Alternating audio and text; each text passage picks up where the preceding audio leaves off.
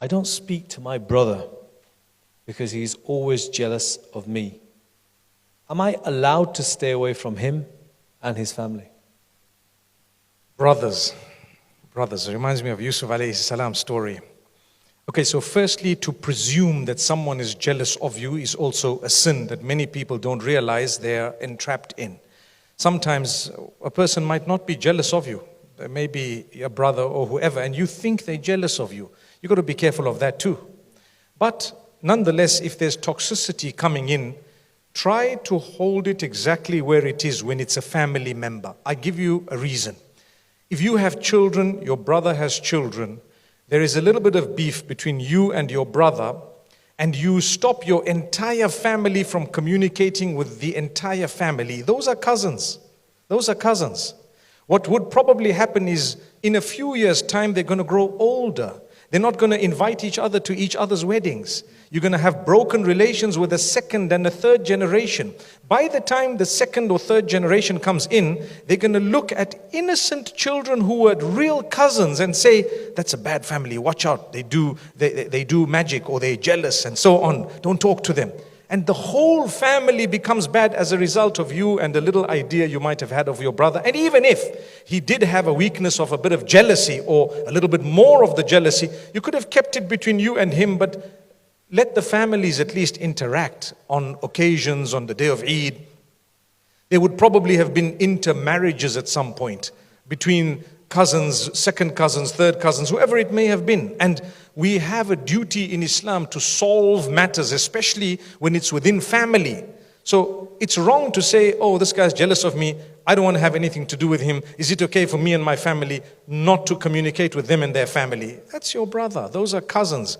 You have a right. If that didn't work, the cousins, what's their crime? Sometimes they go to the same schools. They're related. They have the same surnames. They don't talk to each other because the fathers or grandfathers have had a problem. That's not fair. You putting them in. You know, we're talking about healing the ummah. How is the ummah going to heal when you don't even want your own relation with your brother to heal? I think we need to make an effort to try and resolve matters. Talk about it. Speak to your brother and be open about it. The difficult speech that is necessary needs to happen. Be responsible enough to come and say, listen guy, what's the problem? Why do you always do this to me? Have this hard conversation in privacy between you and your brother. At the end of the day, it's blood. And talk again and again. And even if you have to argue a little bit, it's your brother. Don't let the kids see it. They don't need to know what happened between brothers. When something happens between my brothers, meaning myself and my brothers, for example, even if, like, you know, these are my nephews, right? Their fathers are my brothers. If I were to say something to them and they were to say something to me, I would tell these guys, you stay out of it, that's my brother. How's that?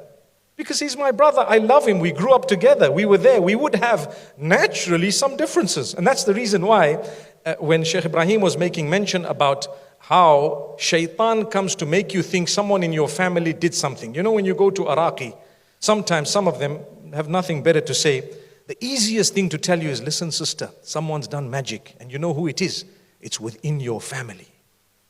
Now that's a standard statement. Have you noticed? The reason is, every single extended family has to have some politics. There's no extended family that doesn't have politics. So naturally you're always a little bit anxious about someone. You always have a slight bit of a tough relation with someone. The minute you hear that, you automatically know a name. You put a face to it. You say, that's so right. I was expecting. You see, I told you. Didn't I tell you? Look what he's saying. But that's a standard statement. A little kid could have told you that. They lied to you. They just made you feel good. What did they do? They destroyed innocent relations between you and your family. May Allah forgive us. So please beware of this and don't fall into the trap of